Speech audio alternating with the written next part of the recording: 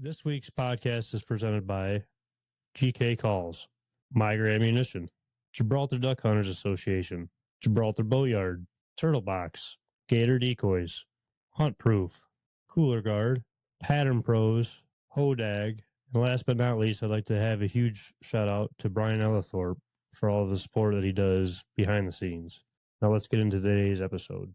What's going on, everybody? Welcome back to another Great Lakes Outdoors podcast. Before we kind of get into everything and I introduce Trav, I just want to say happy Mother's Day. I know it's a day late, but happy Mother's Day to everybody out there. But Trav, what's going on, man? I would also like to say happy Mother's Day to all those wonderful mothers out there, the two Gails in our life, your Gail and my Gail, and he says yours, those are our moms. Our moms, yes, and then my wonderful, supportive, loving wife, Rachel, as well. Was that sarcasm?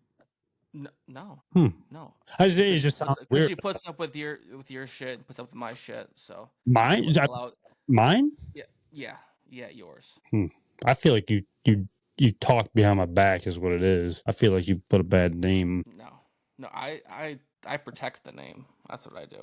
I don't know. You do it to yourself. I don't even talk to Rachel much unless I'm at the house. Maybe it's me. Maybe I'm talking shit behind your back. I guess I don't know. I don't know. Well, happy Mother's Day. Happy Mother's Day. What's been new with you, man? We skipped out on last week's podcast. Things have been kind of just getting somewhat hectic just because it's season and in all reality, it's kind of hard to get rolling during season. We got so much other stuff going on in our personal lives and just like with all of the stuff we got going on here. But what's been new? I mean, unfortunately, hunting hasn't been part of it. Been out a couple times since we last talked on the pod. And still turkeyless Travis here, TT for short.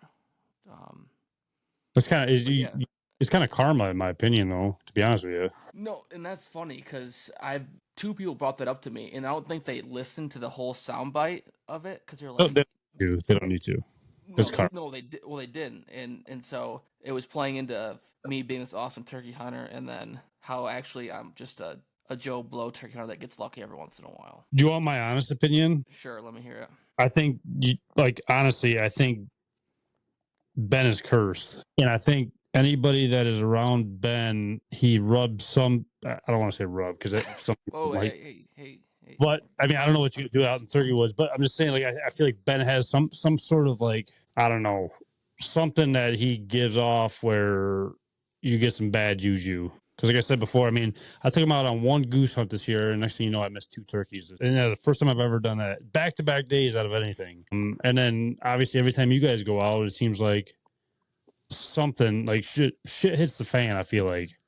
So I think the problem is, and what the resolution would be is, I mean, I hate to say it out loud, but just kind of, sorry, Ben. See, the thing is, I can't do that because that's what makes the hunts fun, right? The walking in 3 miles into public land to shoot one geese, or for him to split open his hand a mile back on public land. Or like this morning, walking in and miscommunication for getting a decoy and having to walk back and then jumping the bird off the roost this morning. Like stuff like that, it makes it fun, and it just is a part of the hunt, and we eventually persevere. On the waterfall side, the turkey side, we're still lacking. Like this morning, because I told because the one bird was gobbling, the other Tom was 20 miles south of us off the roost. And I told him he was coming. I'm like, you're shooting this bird if it comes in. And he looks at me and goes, I'm not shooting this bird if it comes in. Because he had the camera. He was filming and stuff. So I think it's getting in his head. I think we got to take it easy on him. It's going to happen. It just takes time. I think the problem is you think it's fun to go out there and have Ben forget a decoy or his dogs come running up, and you think that's fun. And on top of that, you shouldn't have said this. This is the problem right here. I'm going to bust right into it. The problem is there was no video taken. There was no proof of any of this. He's got it all on film. He's got video. He just hasn't sent it to me yet. Of forgetting about the decoy and everything? Oh, no. Like that. That's what I'm saying. It was on me. It was on me. It wasn't on Ben. There is a maybe it's a you thing too. Maybe it's you. Because I don't hear Ben's side, I hear your side, and there's always different sides of the story. I think I mean, by all means, if you like waking up early and getting your butt beat by a turkey every day over a dog, a decoy, or jumping a bird out of the roof, by all means, go out there and do it every morning. Kudos It's to you. fun, right? It's a story. It adds comic relief. I mean, But at no, some point, do I like it happening every time? No, but getting out and hunting with a buddy. I see, mean, you got to, because the problem is, do you like it every time? Is what you just asked, and you said no. But you do it every single time you guys go out there. That's the problem. So the problem is there's been no change when you guys have hunted together. You shot your bird last year by yourself. yeah. Um, and every time you've gone out with Ben, there's something that happens. And See, I think we're getting close because like yesterday I went out and I scouted. how many years does it take to get close enough to actually kill a bird? Because I mean, you can get close all you want, but I mean, obviously, yeah, I could tell you firsthand. Just because you're close to that bird doesn't mean you will have that bird. No, and I can tell you from experience that's not the case at all. Like you can be as close as you want and you still won't have that bird. And from my personal experience and from hunting with Ben's experience, that's definitely um, been a talking point for sure. Yeah, and I guess on top of that talking point is I'm glad that you guys are able to go to grocery stores and get food because you guys would be very hungry throughout the year. See, we have the deer killing side covered. It's just the waterfall and the turkey side that's been giving us fits. I mean, yeah, I mean, we got the deer side covered. Yeah, How many deer did Ben kill this year? you got one in Ohio.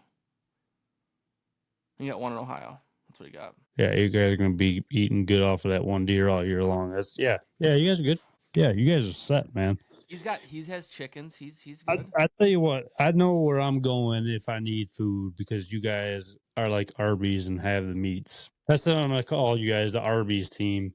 Um, See, we I don't don't want to know. take away from people, right? Like we don't want to shoot all the deer, right? We want to let someone else get all the deer. The turkey side, the landowner wants all the turkeys shot, but it's like, I mean, You guys are doing a great job with that. we like seeing the turkeys though. They're super cool to watch them all fanned out and spin in circles at 200 yards.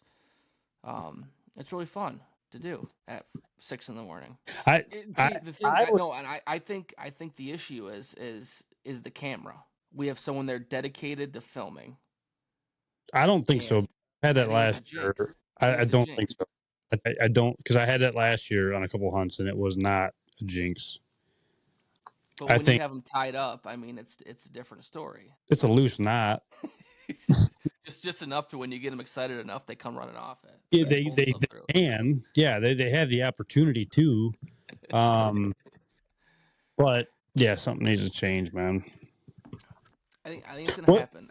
I felt really good this morning. I felt like this was the most confident I had ever felt hunting with to what Ben. I point? think To what point? until I turned my flashlight on and that turkey flew off the roost right next to me. So we're talking before even gobbling light is when you felt confident. Yeah, no, because Okay, but hold on. So before they even started gobbling, you felt confident, and I'm talking like you might as well have gone out there at midnight and you like still feel the same confidence. I would have felt like leaving the field It yesterday. wasn't even bright enough for them to gobble, and you have already lost your confidence. Yes, but I'm saying I felt confident the most I've felt all year going out. I felt confident this morning just because there's like How'd I that said, work out for you? How'd there's that always work out for something that you guys?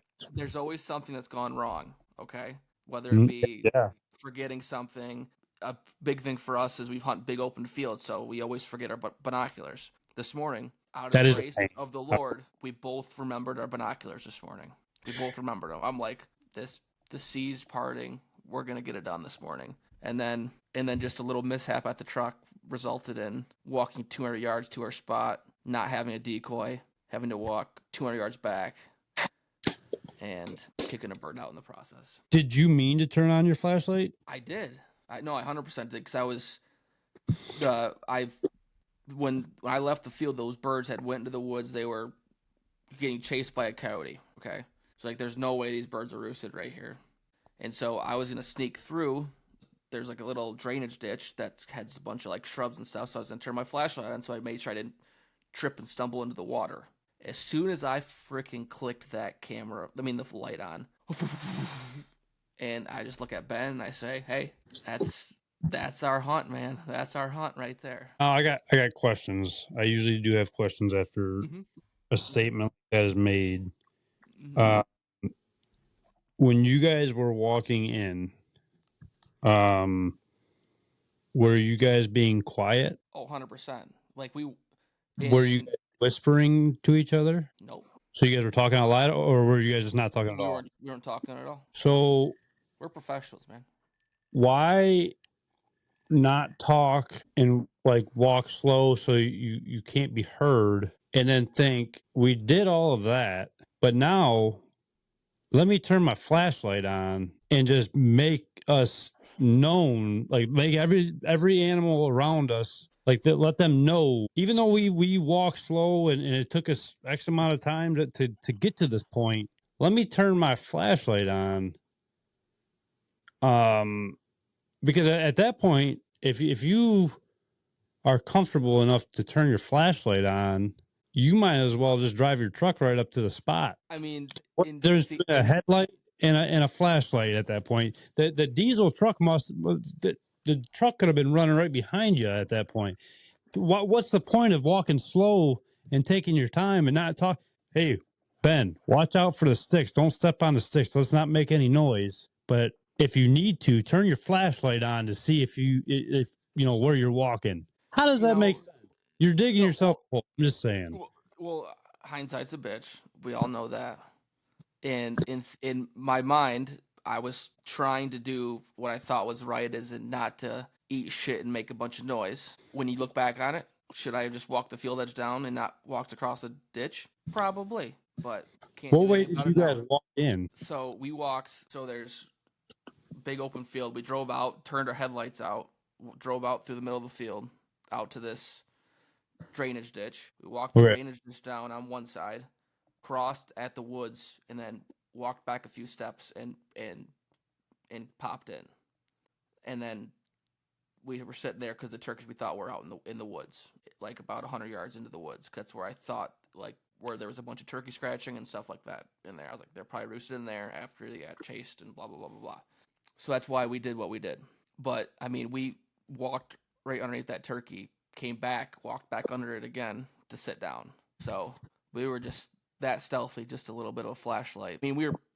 Wait.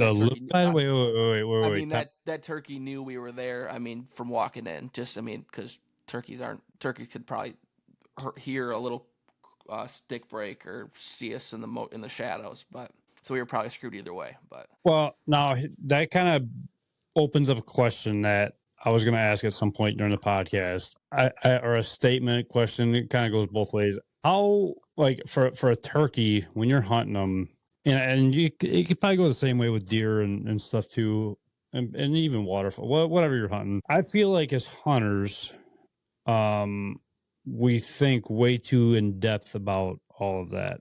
Of like, you know, if we step on the stick when it's pitch black out and I have no flashlight on,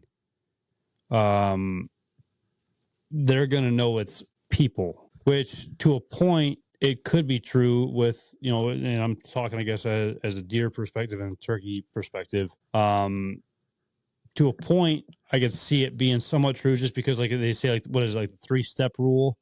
Like you take 3 steps and kind of pause because there's no animals that kind of just continuously walk or what. You ever hear that? Mm-hmm. Yeah. But I feel like people think too in depth of what they're doing out there. Like if you're driving one of those electric bikes out there, people get sketched out about leaving that bike. Those animals don't know what a bike is. They don't know what even that is out there. It could be a bunch of sticks laying on top of each other. All they care. I mean, I think they do. I think they know it's not right. Right. Well, I think a bike and a car are two different things. I think, yes, but I think they might not think it. I don't know if they think it's not right. I think of it as like it's something new maybe. Well, and Uh, that's why I think like with ground blinds and stuff, like you might have more success that first time you put that ground blind up than you do. for deer wise, I mean, probably in general. I think. I could say that with deer, but not turkey. Deer, it seems like if you put the ground blind up the night before and hunt it, and I would say even like a tree stand per se, it seems like a lot of people have a lot of luck that way. Turkeys, I mean, in my opinion, they got two things on their brain throughout the entire year. Well, three things: staying alive, eating, and breeding. Other than that, I feel like turkeys just don't care about anything else. And I think too many people think too far into it to mess themselves up with it all, I guess is what I'm saying. Yeah, I mean, and I think there's different tactics people like this year for me, like I've always was the one to walk in super like for deer hunting per se, like walking in super quiet, not making a ton of noise. Mm-hmm. And then I watched some video on Facebook, right? So it's gotta be true, Yeah, right? 100%. And it was like the guy he said like a deer never is quiet, right? When you see a deer, it's making noise, unless like the wheat leaves or whatever. But when it's crinkly and there's sticks, like they're stepping on branches, they're doing this, they're doing that. And so when I saw that, like, oh, that makes sense, right? So when I hunt, and especially like in during the rut time, like I'm making a ton of noise walking in, especially when it's like I'm in an area where the deer can't actually see me. So like when I shot my deer, like that's what I did when I walked in is I would make noise, act like I'm a buck making a scrape, like scratch some leaves around, scratch grass, break a stick, you know. Even I saw something about a guy rattling horns at the base of his tree, so I did that too. I rattled my bag I had, you know, like doing stuff that's more realistic. Where turkeys are fairly quiet when they're pretty stealthy. So Well, like when I'm turkey hunting, I'm not making a ton of noise. I'm trying to be as quiet as possible because those turkeys can see a long ways and they can spot an abnormality when they see one. I will say this about turkeys: like you don't have to be quiet necessarily. Like you can call in a turkey just by scratching the leaves on the ground, like scratching like how they would kind of scratch and open up like the floor or the wood floor or whatever, like the layer of leaves that, like, if you move those out of the way, that's what a turkey would sound like, if you're hunting in that kind of scenario per se. um so I don't think it's completely true with turkeys, and I've even heard people using turkey calls while deer hunting, like while they're going into their stands. But I kind of took a different path toward, like, a different like mindset towards deer this year, and it could be different obviously for different areas. And I looked at it more as deer are naturally curious animals. Mm-hmm. Um, did I, I was cautious about some things, but in reality, they really don't know that you're danger in some areas. I guess, if you go way up north and they don't see anybody, that's one thing, but they don't necessarily think just straight danger. That guy's a hunter right away, I don't think. No, Um, I think what you said is true. Like that's where that making noise and being more animal sounding is plays true. Like they're curious creatures. So if you're making noise, that's not like a truck driving or something along those lines. Like they might be like, "Huh, what is that? Let me come take a peek and see what." They might not come out into the field, but they might come within some type of range to where they could see out into that field and see what's going on, or in that wood area. yeah, I think that, like, hunters, they think too in depth about stuff, and they make it too complicated, and I'm a victim myself. I do it all the time for me, but people just complicate things too much to where, if in life in general, if you just simplify it down and just dumb it down a little bit, it's that much easier. Like, I don't know, you know what I mean? It's Now, just it's now you take that same perspective, then you put it towards waterfowl hunting. Mister, change a decoy every 5 minutes. Do this, do that. I think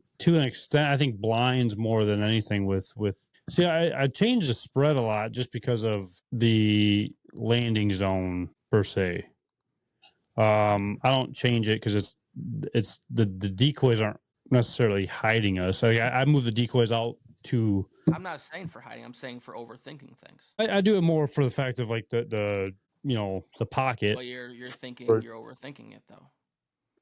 yeah, I'm sure I do, but No, that's I that's will just say, what I'm get. That's just what I'm getting at, right? Like you people are overthinking for certain things, but like for you for waterfowl hunting, that's your bread and butter. That's like your thing you do the most and love to do. Not saying that's your favorite animal to hunt, but you do it the most. And yeah, for when I watch you out in the field work, right? Because that's like you're working out there, analyzing every little thing that takes place, whether it be Joe down in the blind, that stick that's sticking up on the blind down here, that decoy that's out to the right, how that group of geese flew over and didn't even take a peek at us. You know, like you're analyzing every little thing of that. well, and I think that's a big thing too. Even geese, and it could even go into like the fishing aspect. I feel like a lot of people don't understand like the fishing.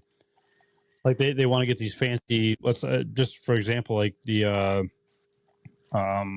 jig heads for walleye in the river here. They want to get the fanciest sparkles, well, the whole 10 yards for jigging. Well, they don't even realize that the color changes at a certain depth. So whatever color you think it is, it doesn't even matter. So you're fishing. It's almost like one of those things where I feel like more lures catch people than they do fish. Fishing, I always look back at it like, they used to carve lures out and make them by hand. And now you're paying $50-$60 for a lure that looks identical when maybe they catch a couple more fish, but nothing crazy, I guess. Waterfowl, I feel like it's more of like the pocket more than anything. Because I look at it, and maybe it is too far in depth, where like if you have sentries looking out into the field, or all the geese looking one way in your spread, or ducks, or whatever it may be, typically that means that they're getting ready to fly out of there. Or if you have the sentries that, you were wanting to make them look like they're landing into the spread, or like they just landed, like a group just landed, and they're facing the opposite way of the spread, it almost looks like they're getting out of there instead of coming in. So that's the way I look at it with that. And it's funny too, because like even ducks and geese, I feel like if you watch a group of geese landing out in a field, um, a lot of the geese, if they're being vocal, they will pick their heads up instead of staying down feeding. But everybody wants feeder decoys because they think that's what those birds are going to see, and they think that there's that much more food down there. But if you look at a actual live spread out there, a lot of the birds' heads go up when birds are coming in. So that's kind of this like stuff that I guess the more realism in my waterfowl. So In my in a roundabout terminal, you're overanalyzing it. Yeah, no, 100%. Yeah. But I could, honestly say that it seems like it works a lot better than what other people do around the area. No, that's where it plays into where you just said is hunters overanalyze things. Yeah, And that's what I was meaning by you with waterfowl versus other people with turkeys and deer and stuff like that. yeah. I guess not. I I'm don't not mean saying to it's be. wrong. I'm not saying it's wrong. Yeah, I don't mean to be negative about overanalyzing it, but I think people do just think too in depth about it. I guess. I don't know why I do it more towards waterfowl than anything else. I don't know why. Because do you do that with your decoys for turkeys? No, not no. I kind of just. I guess it. Let me see. I guess it depends on what field I'm hunting. I've hunted them without decoys in some situations. Because the situation was right for that. Um, I've hunted them with one hen before. I've hunted them with two hens and a tom. I've hunted them with two hens and a Jake decoy. It depends on the birds that you have or I have on that piece of property wise. So I guess, if you want to say that's over analyzing it, I feel like that's kind of just one of those things where it's almost like matching the hatch kind of thing or knowing the situation. Or No, I don't think so at all. I think I'm not, for yeah, I'm not. some I'm just people saying. that might be overanalyzing, but for me, I'm the same way you are with, especially with turkeys. For geese, like I'm throwing them out there. Right. There's some rhyme or reason in my head that why I did it, but it's not up to your standard. But for me, like for deer hunting, I'm different than you are. Yeah, for sure. I have a little more analyzation with it. So I mean, it's just everyone in their own whatever they favor the most, they overanalyze the most, right? Which I might be more in depth with the deer if I was hunting in a different location than I am now. Like if I was up north still hunting, I might look at it differently. But the spot where I hunt, What you can do. well, not even like limited, but like I feel like, I mean, I know the deer aren't as pressured, I guess, so it's easier to get away with more, if that makes sense. So I guess I could be more lackadaisical on certain things than like deer, in the northern portion of the lower peninsula, or even like the UP. I mean, those deer probably never see people besides hunting season, or bear, or whatever it may be. So they automatically think it is danger. But down like where I hunt at, they see people all the time. So it's two different situations, I guess. Human interaction with the Yeah. So I mean, yeah. and I guess that's what I was saying. Like, you got to know your spot. Don't get me wrong, but yeah, I don't know. There's still things out there that you can overanalyze no matter what situation you're in. And I was going to ask you about this too, about like turkey decoys wise. In your opinion, if you had two scenarios of using decoys and not using decoys, and the location where you were hunting was woods, or I'll give you three, and you got to choose decoys or no decoys. Like a hardwoods, open hardwoods. Are you using decoys or no? Open hardwoods. I would say yes. I would use decoys.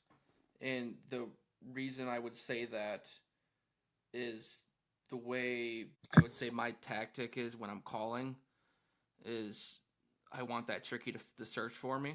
And so when that turkey gets somewhat close, I usually quit calling. So if I have no decoy out there to that Tom to see, that Tom might go a different direction, and then I'll have to call at him again, and then hopefully bring him back. So that's kind of where I go with it, and that could be a totally. Some people might feel that's not the right way to do it, but that's how I've had success doing it when I've hunted in a wooded area like that. All right. I'll say, I'll give you my 2 cents afterwards. Okay. What about in the woods still, but a thicker area, more cover, more like just pecker pole, like saplings that are sprouting up. I mean, just a little bit thicker, denser woods. Are you using a decoy in them situations? So I have to ask a preface question: Mm-hmm. Am I running and gunning, or am I roosting? This bird roosted, and I'm sitting down on this bird. We'll say roosted. Say roosted. I would say 9 times out of 10, if I'm roosting a bird, I'll have a hen decoy out there every time. But if What I'm in that scenario, in the thicket wise, or in the thicker? What? Okay. and it probably in every scenario, I'll at least have a hen decoy out there every time. If I'm running and gunning, I won't have any decoy. Now, what is the difference for you? Just because If I'm like per se like a couple weeks ago, if I'm walking on that property and I didn't roost that bird, but I know there's a turkey out there, and I'm doing like I'm walking I take 30, 40 step, or I mean 40, 50 yards, and I call nothing. Another 40, 50 yards, call again, nothing. Like if I'm doing that, I'm not bringing a decoy. But if I'm purposely going in before daylight on a bird, there's a decoy on it. Like, but if I leave that spot for another bird that I see across the field, like I probably will not bring that decoy with me because it's just going to be too much movement per se. Because I've always been taught if you can see that turkey can see you. So it just for my if I could put a decoy, I would. But just for my own sake, I'm not putting a decoy out if I'm running and gunning. so you're saying it more along the lines of a convenience thing than anything. Convenience and not getting busted. Okay. Because if I'm running and gunning and I strike a bird up, I'm just gonna sit down, right? Like if I hear that bird's close, I'm gonna sit down. Where if I had a decoy, I would have to go walk out 15 yards and put that decoy down in a spot where I can shoot that bird versus me just sitting down and then hopefully that bird comes. I mean, it's a risk, but that's the risk I'd rather take than potentially because that bird's looking for me now. He's looking through the woods. I can't see that bird, but that bird might be able to see me. I mean, I guess technically you wouldn't have to put that decoy out. You could throw it behind you or whatever if you had it in that situation. You don't always have to throw it but there. that's bringing more eyes towards me, though. I don't want that turkey looking at me. I want that turkey off in a different direction so that bird's not looking at me. So if I'm like, if I for some reason get the turkey shakes and I'm like doing this and that bird goes like that, like then I'm pegged. But if that Tom's looking off at a hen that's 15 yards to my right, you know, then he's not looking at me. He's looking at that hen. And I can get away with maybe a little bit more movement than I could if that hen is behind me or sitting right in front of me. In your experience, genuine question, have you had in those situations a lot of birds hang up at, let's say, 75, 80 yards and not seal the deal all the way in? When I'm running and gunning? No, with the decoy, like in the hardwoods, like have you had a lot of birds hang up at a distance? Per se, like I haven't done it a lot. Yeah, I mean, I'm not saying like you're that's all you do by any means. I'm just saying like from your experience of if you even have done it, I don't know. I've done it a handful of times, and a lot of times those birds don't even come in when I'm like get into within range because they're on a hen going to I picked the wrong field edge and I picked the wrong side of the woods and they're going the other direction. But I have had success in there. I killed one of my turkeys with Trent that one time in a with decoys. With decoys, yeah. Okay. Now what about in a field? Are you like what's your kind of go-to? Are you throwing decoys out there or are you not? I'm usually I'm throwing a hen decoy out every time. That's just the way that I was brought up hunting, and I've seen it work 8 times out of 10 when that turkey's fired up and coming. Like he's gonna come into that hen decoy 8 times out of 10. But that's with me not like that's with someone like with my dad, right? Like he's not on a gun. He's calling behind me with a slate call, with his mouth call. He's making all the different with a gun. It's gonna be different, right? Because I only have my mouth call to use, so it's gonna be a little bit different. Like I can't whip on my box call with the gun in my lap and do it like that. It just doesn't work. Now refresh my memory. Did you say in a thicker woods you would use a decoy? In a thicker woods, yes, because I would find a pocket where it's open. Like I'm not going to set up and just have pecker poles and whatever in my face at 5 yards. I'm going to pick a specific spot where I can shoot at least 15, 20 yards out through at least some type of something, So I guess my rebuttal to it all, I feel like people, and this is my own opinion, I'm not saying it's wrong or right or people are doing it wrong, whatever. I feel like people use the decoys obviously differently, but like in the wrong scenario, and they might be looking at it. I mean, obviously different than I am. Again, not saying I'm wrong or right, but if I'm in a hardwoods and it's pretty open, let's say first 2 weeks of season where there's it's maybe the trees are just budding and it's wide open. Me personally, I feel like I would not use a decoy. Because I want that bird searching for you. Yeah, because you said it yourself. I don't know if you remember, like you want the bird looking, right? But once they lock onto that decoy, they don't have to gobble anymore. I mean, they don't have to gobble in general, but like they found the bird. So now it kind of kicks back into like their instincts where the hen goes towards the tom. So if that tom could see that hen decoy out there in the hardwoods and it's wide open and it's 100 yards out and he could see her, he might get frustrated at some point where he goes towards her. But I feel like that's when he's going to sneak up on you and not gobble anymore and just come in quiet because he could see that far out. And hopefully at 100 yards, you've spotted him.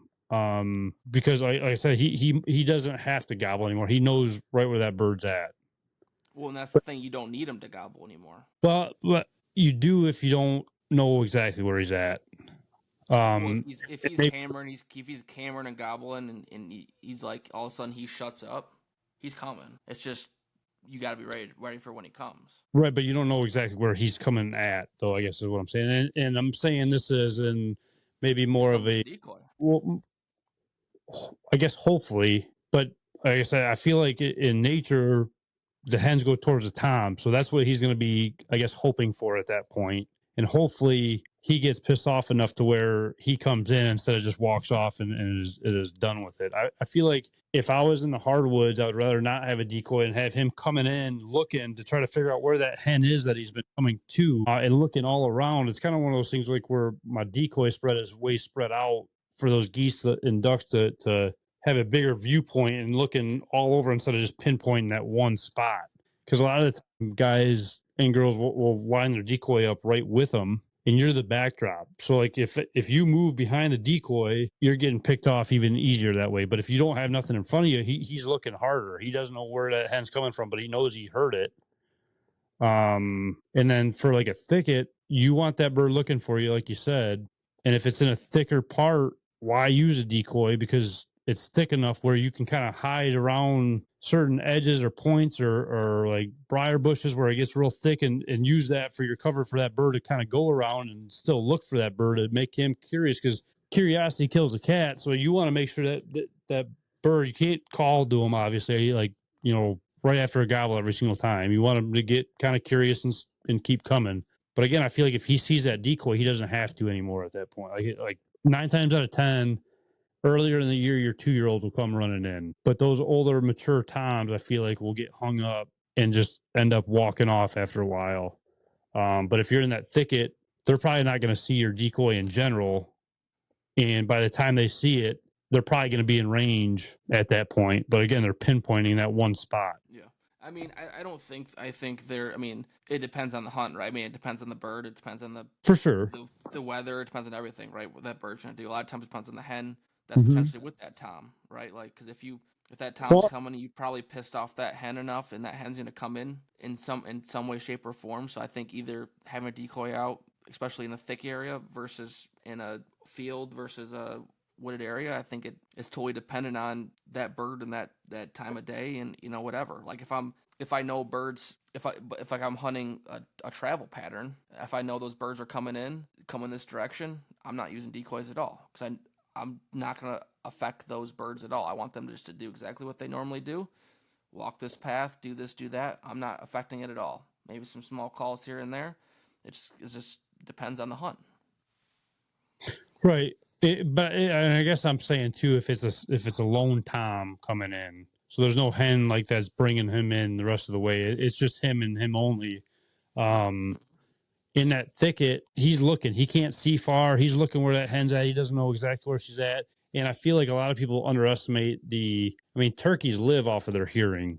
Their hearing is as good as their eyes, so they can pinpoint. I forget. I just listened to a show the other day that how well they can pinpoint a location, because I mean they're out there every single day. Obviously, it's like a tree stand in your living room. Like the deer are going to figure it out after a while. Like they know something's not right.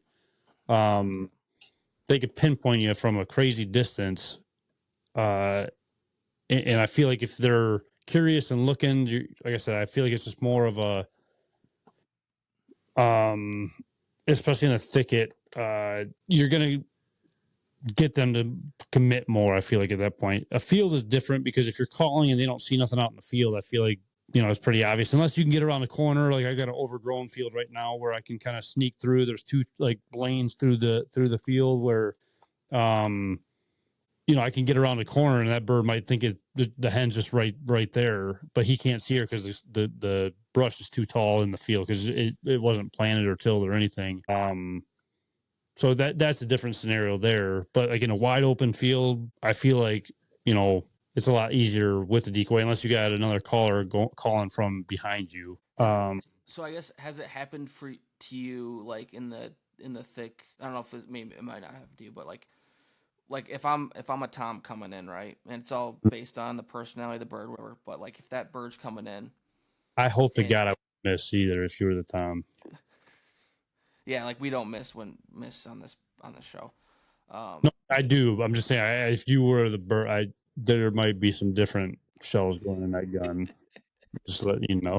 but like if you're that bird coming in, or if for your opinion, if that bird's coming in, or if you've seen it before and not having a decoy out, and that bird's, depending on how, I don't know how close you'll call with, like in a thick area like that. If that bird's 50 yards out in the thick shit, are you calling at that bird? I guess it's a learning thing where you gotta understand how fired up that bird is. But like it's just a general, like, are you calling at that bird? Well, I mean, again, it depends. Like I had that one bird that I missed.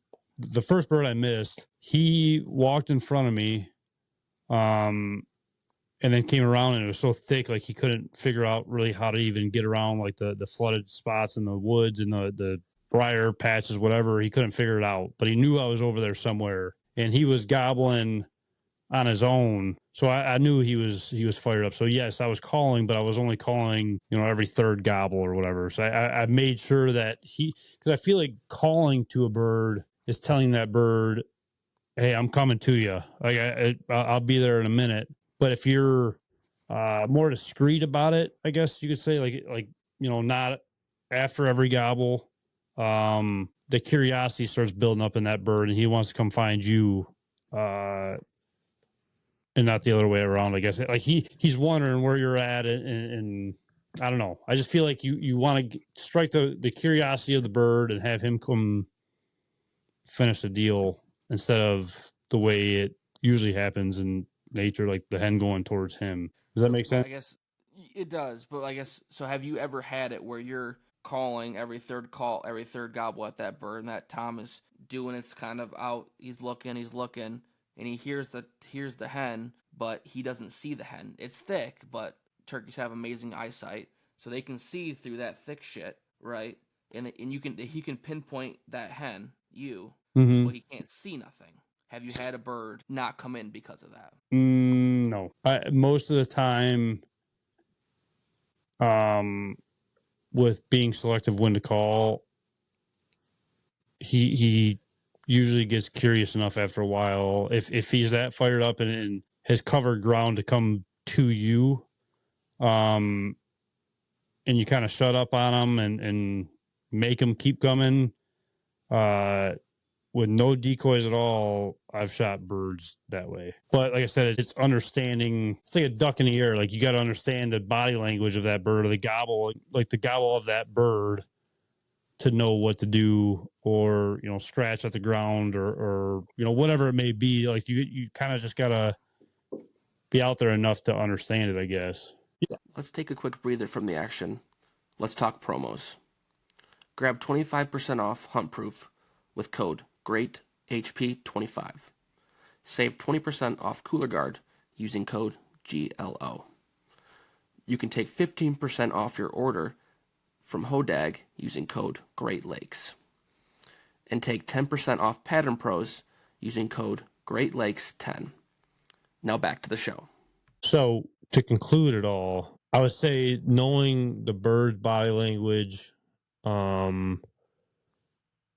and maybe even time of day, or time of year, maybe, might even make things different. But just being out there enough to know what things mean in situations from a bird's perspective, like coming in at you, it depends on what you would do in certain situations, obviously. Yeah, 100%. I think it's, like we said before earlier, like the personality, the time of day, the weather. I mean, those birds, I mean, you could just catch that bird on the right day and he's hot and he'll just come into whatever, right? He'll be pecking at the side of your truck, right? Like it's going to be all in that time of day and what that bird's wanting to do. And I also feel like, and I'll go back to, like, so guy I talked to today, they went out this morning, hunted a hardwoods, somewhat pressured birds. I'll say pressured birds. They've been hunted fairly hard just on the weekends. So what is this? The third weekend of the season so far? Or the fourth? I think it's the third. I think it's the fourth weekend. Is it already? Holy crap. No, it can't be. Anyway, he had two birds hammering on the limb. The one bird I ended up staying up on the limb until like 7:00, which I thought, when I heard it, was kind of weird. I mean, obviously, first thing I think of is, he's pressured enough. Maybe something like predator spooked him. He wants to make sure everything's clear to fly down, or maybe he even seen them in the morning. but the other bird shut up on him. And he said, next thing you know, he turned his head, and that bird was 40 yards behind him. But I felt like when he said that, and he was using that decoy, since that Tom was able to see that decoy, he didn't need to gobble anymore, like I was saying before. So I guess if he didn't have a decoy in that scenario, that bird would have came in gobbling, and if you weren't calling as much and kept that bird, I don't know, it's almost like dangling a treat in front of them, but they could barely reach it. I guess they're always just trying to get that extra step in to get a little bit closer. Just keep their curiosity there. I feel like once you lose a bird's curiosity, you lose that bird in general. And I feel like every bird's got its own personality. But you gotta keep that bird curious. Yeah, and I mean, I think going to the situation you talked about this morning, right? Like, as a hunter, like if there's two birds, like if you hear two, like they're hammering, right, and there's multiple birds, and then all of a sudden there's only one bird gobbling, you think in your head, like if you're hunting, right, are they in the same area, right? Like, because they could have been sitting there hammering all morning, but they could be gobbling over here and gobbling over here and over here, right? So if they're all gobbling the same area, and it's just one gobble, now that it's kind of a difficult situation, right? You don't know if that one just shut up or what they're doing. But if it's one gobble over here, one gobble over here, in my opinion, I think that bird's gotten down, right? Because Well, it's kind of weird that it just shuts up like that unless there's some unforeseen circumstance like a predator or something like that happens. so in my opinion, and I guess the like what I've dealt with, um, I feel like I could tell how good of a chance we have on that bird depending on how he's gobbling on a limb as well. I feel like if I call to him, if I do some light tree yelps in the morning, let's say he hasn't gobbled yet. I don't know exactly where he's at. I know there's one in there somewhere. I just don't know exactly where he's at. Do some light tree yelps, and he hammered right afterwards. Um, he hammers a couple more times. I call to him again, and he hammers right again afterwards. I probably have a good chance because he's probably talking back and forth to me. Because I feel like a lot of the time you can't even hear those other hens that are around some of those birds. You think you're on them, but you're not. Um, and I feel like maybe even the slight hesitation between your calling and his gobbling could be the difference of how likely that bird is on coming into you. Um, so just understanding even that, like, if he's not gobbling directly to you, maybe you don't have to worry about that bird as much as the other birds, closer by, or just small stuff like that. Even to stay a step ahead and be prepared, I guess could obviously help you out tremendously too. And I heard something today. I can't remember where I heard it at, but he was talking about like calling sequences and stuff like that with turkeys, and like when that tom is firing back, like, so every call you make, that tom's hammering. So Mm-hmm. what that guy will do, he will stop calling altogether. Like, Mm-hmm. he will not call. He's like, that bird's coming to me. I'm not calling to, because if I'm calling, he's answering. I'm calling, he's answering. Like, I'll stop calling, and I won't call again until for some reason that tom does not gobble again. Because when that tom's fired up like that, a dog might bark, he's gonna gobble. Crow crows, he's gonna gobble. A stick breaks in the woods, like that tom's usually fired up, he's gonna gobble at everything. For So when sure. he hears, so like if he hears a goose honk or a crow and or crow caw, um, and he doesn't gobble, that's when he's like, okay, I gotta start calling again. But if that crow's cawing and that thing's gobbling still, like, he's like, okay, that turkey's still gonna come. He's searching, right? That curiosity, he's searching for me. So I'm not gonna call. I'm not gonna give him any reason why not to come to me. Well, and I guess it goes back to like the when and when not to, because you don't want to screw yourself over. Let's say you're sitting at the base of a tree in the hardwoods. Hopefully you could find like a tree that's like laying on the side, like laying on the ground. Just something like maybe back cover or whatever, just to get yourself situated in the best hide possible. Which can be tough. But if you're calling too much and he's still coming to you, and it even goes back to the how well they can hear scenario. Um, he's pinpointing you. So instead of him being curious at where that bird's at, he's going right to you, and he's looking right in your direction. and any movement or anything that he's seeing he's out of place, he's going to be gone. So it goes back to like not having a decoy and not calling as much and just calling every, like I said, third guy, whatever it is. The bird's looking, he's scanning the whole woods. He's trying to figure out where that hen is, but he knows this area. He just doesn't know exactly where. And that's where I feel like the no decoy situation can obviously help, because if you had one, like I said, odds are it's probably going to be right in front of you at 20 yards, we'll say, and he's coming right behind it, and if you move, you're done. So you gotta be ready. Decoys, and I know that's a huge point in the turkey world. Decoys, no decoys, reap it, whatever it is. There's times where decoys could hurt you more than help you. Even there's times where it's harder to kill them with decoys, I feel like, than it would be without. And I know I said earlier, like, how I'll run 2 hens and a Jake, or 2 hens and a Tom, or just a hen, whatever. Like I drove by one of my fields today and I had 8 Jakes in it.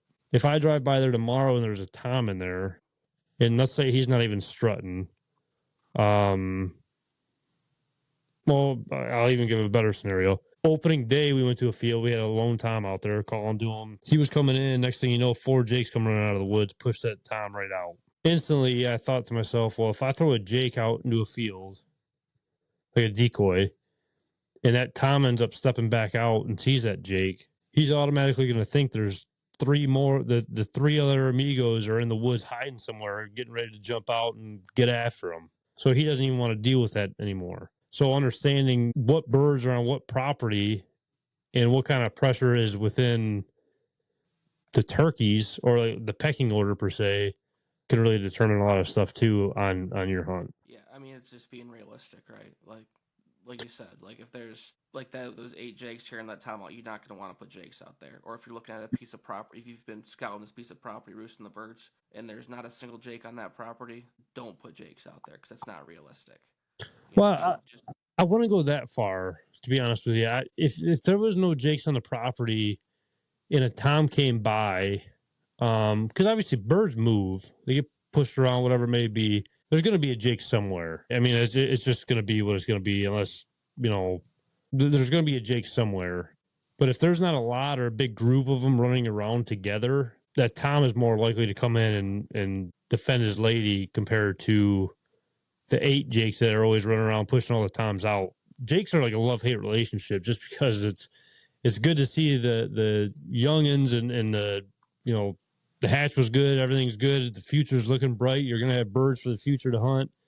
But at the same time, I mean, they could really push those Toms around and bully those things. Yeah, when they get in a group like that, for sure. So, but like I said, I wouldn't necessarily rule out not throwing a Jake decoy if you don't see a whole lot of Jakes. No, this is like for me, like on my pieces of prop, like this morning was an anomaly because I'm not familiar with that property enough to be like, I know for sure there's no Jakes out there. But like for my piece that I have behind me, I know I would stand on business that there's not a single Jake out there. Just from months of, like, from when I started seeing turkeys on this property till today, with running 2 cameras, scouting it, like not one Jake. And I understand like things will move around and stuff like that, but if I haven't seen a Jake out there, like I'm not putting a Jake out there. And I understand like a new bird might move in and that might draw some excitement, but I'd rather not throw something out and be like, that's kind of weird. I'm not gonna even go bother with that, because those might be new birds. So I guess the way I would look at that scenario would be, this, me personally, I personally would probably throw a Jake out there, because if I throw a hen, what's the difference between my 1 or 2 hen decoys compared to 15 live ones that are walking around? Or if I throw a Tom decoy out there, there's already X amount of Toms out there, and they got a pecking order within. So you don't know what bird you're dealing with. I guess if he's at the bottom of the pecking order, he's not coming into a Tom decoy. But if he sees a smaller, younger bird that he knows he could take on by himself, he's going to, I guess. That's the way that I would look at it. Yeah, I mean, and for me, like I think about it as like you said, hens go to the toms, right? Mhm. So with me throwing hens out there, knowing there's no jakes, I want to piss off. I want it to be like, oh, there's new hens in the area. I want to piss off those hens to bring the hens across. Like in reality, I'm not trying to call for that tom. I'm trying to piss off those hens to make the hens, because there's enough hens around to make those hens want to come over and take a piece at my bird over here. That's where my head goes at. Yeah, no, I mean it makes sense, and I know a lot of people do it that way for sure. But every scenario is different, obviously. Um, if I seen a tom in a field and he's got 4 hens with him, and it's a field where I can kind of get around on him and set up and kind of get situated and try to call to him to hopefully him come in. And he was out there strutting with the 3 or 4 hens. I know personally already, my it's probably not very likely that bird's going to come in. He's going to probably go just with the hens in general. Yeah, yeah. But if there's a lone tom, obviously he's out looking. Like I said, I don't know. There's different scenarios. Different ways everybody's looking at it. I guess that's just the way I look at it all. I talked to a handful of people throughout the state, and have you noticed like any difference or action wise in the turkey woods this year compared to previous years? To be honest with you, I haven't been out enough to be able to notice a difference.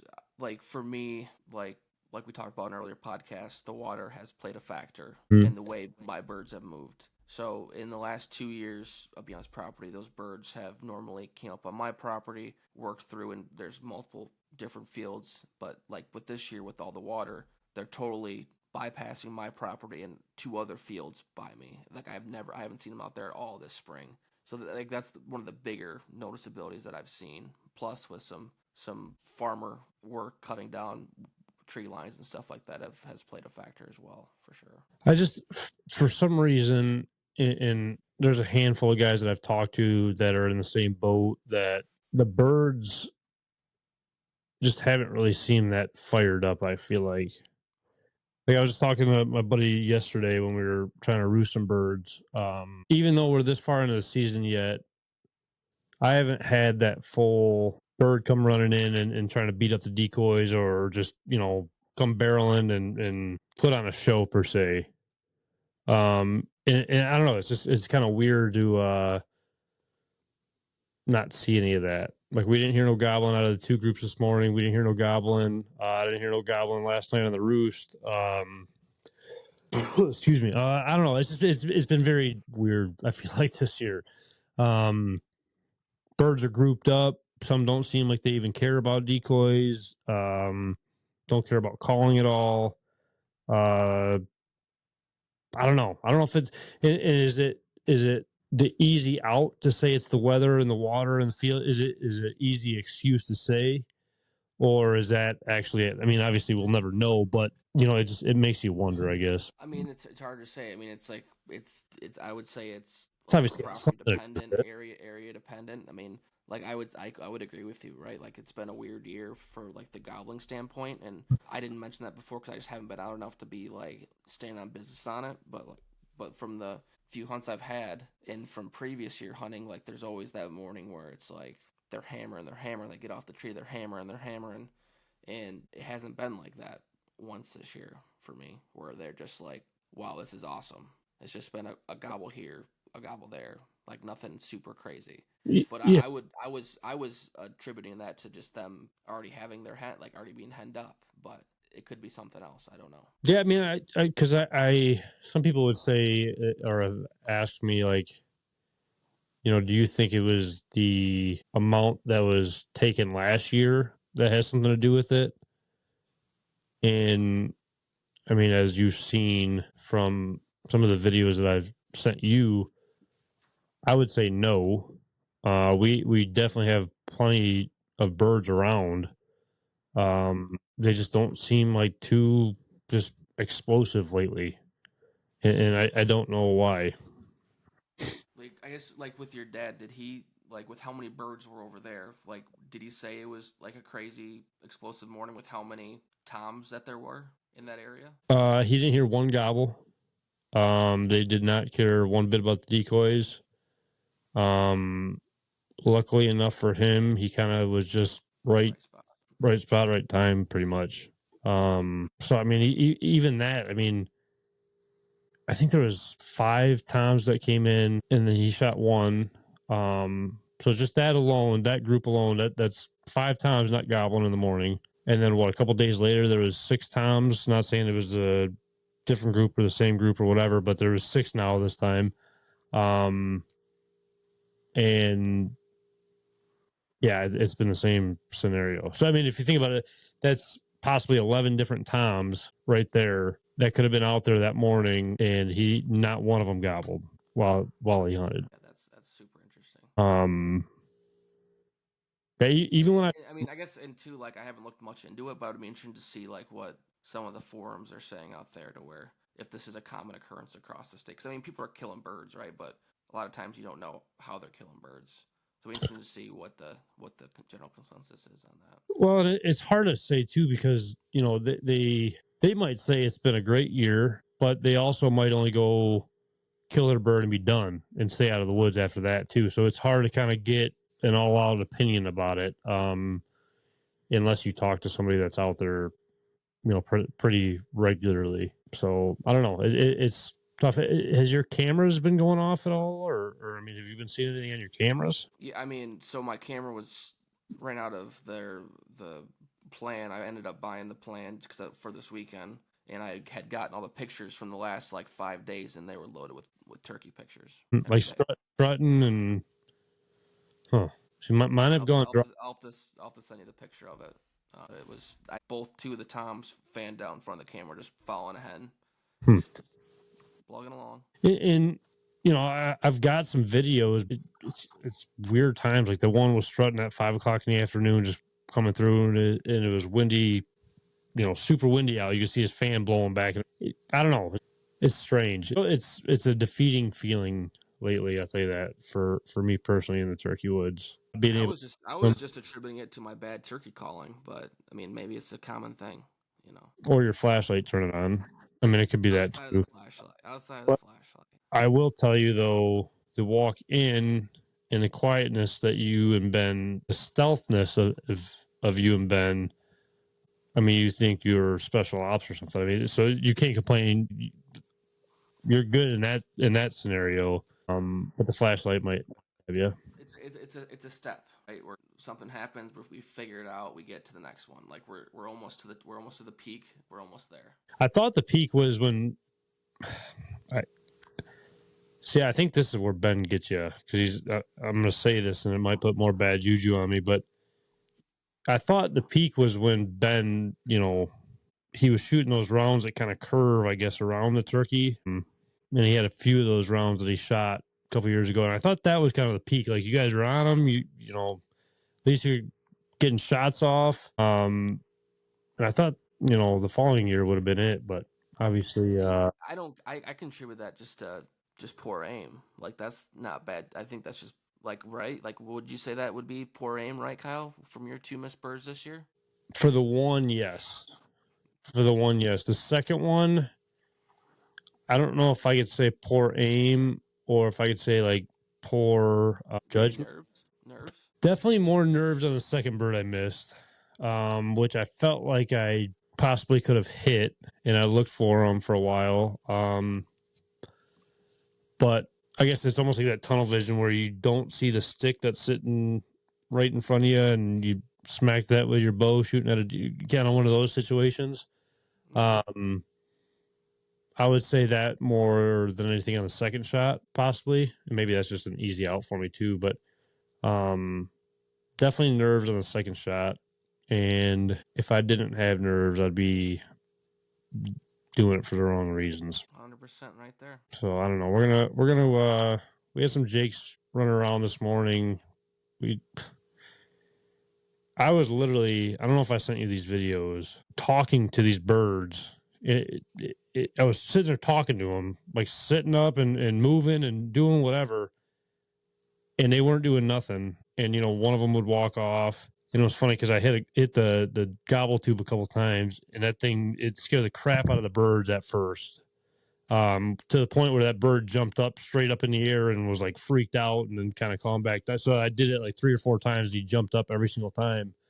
But yeah, I don't know. Hopefully tomorrow. The thing is, did you save those videos? Some of the videos I did. Some of them I said, I don't know if I want people seeing me sound like that. That's what gets people to like the videos and stuff, is you being a complete idiot like you were, and it was hilarious. And now the world won't be able to see that now because you deleted it. I bet you Sid has it. I would almost put money on that. All right, well I'll get with Sid and see if I can get something. But I do have some. You know what was weird? I probably shouldn't tell you this, but when we went to roost that property last night, we walked to the tree line, and I owl hooted and didn't hear nothing. Nothing spooked, no, like nothing. We got there this morning, and I know there's birds over there. And right where I owl called last night, we were clearing some leaves away from the base of a tree, and right above us, a hen jumped out. So I don't. It was weird to me just because like she didn't leave last night when we were over there, but this morning she just decided to jump. I don't know. It was weird. I mean, there was a chance she wasn't even there last night. She could have jumped over in the middle of the night, or did something like that. I wonder how common that actually is for turkeys to do that in the middle of the night. And if it's hard for them, I bet you they could use your flashlight to see what limb to jump to. Because I've heard they could. I mean, because it helps you see in the dark. So if any turkey out there needs help moving their roost in the middle of the night, let me know. I got a flashlight for them. That is true. But yeah, we're gonna try it in the morning. See what happens. Fishing's been hot still. Dad's been going out hammering them every day. So if you're thinking about going out to the Detroit River, you better get your butt out there before the silver running in. But yeah, I mean everything. We'll see. Hopefully tomorrow we get it done, and then possibly might have some first timers lined up after I get the old lady a bird, which would be cool to be able to see, I guess. You know what I mean? Is one of those Ben? No, for some reason, well, two things. I don't know if I want Ben to come back over here, and I don't know if I want to go over there because I don't know if his juju can wear off on me over there like it did when he came over here. So I'm kind of skeptical on. I might have to get one of those like witch doctors or something to come with me. Burn sage. Yeah, to do something. Whether we got to walk her or him out to where we hunt in the morning. Just whatever needs to be done. And I think we should all just say a prayer for Ben and hope for the best. See what I think we need to do. I think we need to have Ben on the podcast with us both so he can defend himself, because Ben takes a lot of flack on this podcast. He does. Well deserved, but yeah, he does. He does. Yeah, we should have him on here because I'd be curious to see how much of the truth you're telling. You see, the thing is, like, as anyone, will deny. So I'm sure that's how it would go. One last question I got for you, because I ran into a situation yesterday. Don't turn your flashlight on. No, trust me, I knew that by the second hunt I've ever been on turkey hunting. I remember Devin. I took him out for the first time, and it was at that valley. And I remember the story because I knew that's where we were gonna go with this. When I told you this story, I knew it's exactly where you were gonna go with. He told, what did he say? He says, "Is there a bunch of pickers in there?" And I said, "No, turn your flashlight on and see." And we were somewhat close to the roost, with probably right around 100 yards from the roost. And he's like, "You serious?" I was like, "Yeah." So he pulls out his phone, and I about smacked it out of his hand just because I could only imagine out of all people, Devin throwing his flashlight on it that close.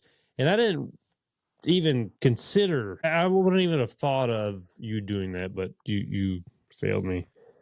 Hey, there's like I said, something's always got to go wrong, and I just. Well, you're telling everybody what not to do, which is good. Mm-hmm. So I had a situation where I think it was a total of like 3 hens, Tom, and maybe 2 Jakes, roosted up on a tree line. And the way the property's laid out, I would have either had to walk right underneath them or, walked way around them to try to get to a advantage spot to be able to try to get them in the morning. In your opinion, is there a right time of day or morning to go out there and try to get past them birds without them seeing you or hearing you, or not really draw too much concern? It's a genuine question. I would say, to be honest with you, I've never tried to like get out early enough to walk right underneath the roost. To be honest with you, what I would always do is I'd always walk all the way around. If there's a different advantage point to get in there, I would do that. I would try to stay clear of where those birds are roosted, and try to get into that area where I know those birds are going to be at. And that was the hard part with this property, is just because the owner only owns a certain amount, so it was hard. I mean, I would have had to go like 2 properties over to try to do a big old loop. I'll have to send you a picture or something just to explain it, because I knew there was birds there, but I felt like we would have done more harm than good if we would have hunted it this morning. Which is a hard thing to pass up for me and a lot of people, obviously, to pass up birds that you know where they're at. I mean too, though. I mean, like, I've seen videos and stuff where people are walking and they're set up right underneath the roost, right, and they'll fly right down into it. So I don't know what the right way to do it is, but I mean, it's been done. I just don't know that timing. It has to be really freaking early in the morning, though. I feel like one of the biggest things that you could do to help you out if you were in that situation, like, so say you get set up in the morning, you don't know where they're roosted at, and you're just sitting there, you get the decoys out or no decoys out or whatever it may be, and he's either right above you or a couple trees over from you where you could see him. I feel like one of the biggest things that you could possibly do to help you out is to not call at all until he flies down, whether he pitches towards you or away from you or whatever it may be. I feel like not calling in that situation is the best, because if you call on the ground and he's up in the tree and it's still dark outside, I mean, I feel like he's going to be able to pinpoint you, and even a semi-educated bird is going to be able to figure that out pretty easily. Yeah, especially if you're in an area where you think he's roosted at, definitely waiting for him to make it known where he's at. And if you're really close to him, just gotta hold tight. Yeah, I mean, some of the best ways to do it, honestly, is just kind of sitting there at the edge of a property and listening for that first gobble if they're vocal that morning, and then making a move on them. I've had a lot of luck on that as well. Instead of just setting up and hoping for the best. I feel like turkey hunting, you got to be mobile. Yeah, and talking about that is, like, for me, is, well, not this morning wasn't the greatest instinct, but like a lot of times, like, it's a split second instinct, right? Like, if you think about it for a second, it's too late. Like, if you hear a gobble out in the distance, right, and you're calling, he's gobbling, you're like, all right, like, I know if I can get to that point there, I'm gonna kill him. But if you wait 5 minutes, birds move pretty quick. I saw it this morning with them moving, chasing hens around. Like, it's like those birds can move if they want to. So if you wait a split second, you might as well just hold tight. So Yeah, trust in your instinct. If you think you can do it, do it. we talked about that the other day, and there ain't nothing truer than a turkey can move as slow as he possibly can or wants, or as fast as he wants. It's up to him. But to that point, I feel like depending on the time of day, I'd say in the morning time and he's gobbling, yes, like split second decision, gotta go. Midday and he's gobbling, he's fired up, I feel like you got a little bit more time, even though he's probably gonna be on the way. And I say that just because midday and he's fired up, he's probably lost his hens and looking for some new hens or looking for those hens, and he's pretty vulnerable. So I don't know. We'll see what happens in the morning for us, and I don't know, go from there. But again, happy Mother's Day to all the mothers out there. We appreciate you. Appreciate you putting up with us. Private donor, I appreciate you. Don't listen to Trav. But yeah, we'll keep everybody informed. And if you need an extra light, Trav is your guy. He will lead the way, like the North Star. The North Star. That's what the nickname is. The North Star on Team Arby's. We got to meet. So we'll see everybody on the next one. I appreciate everybody tuning in on this week's podcast. Hopefully somebody learned something. I felt like we covered a lot on maybe some smaller tips and tricks that people don't really, I don't know, think about maybe. So yeah, we'll see everybody on the next one, and appreciate it. We'll see you.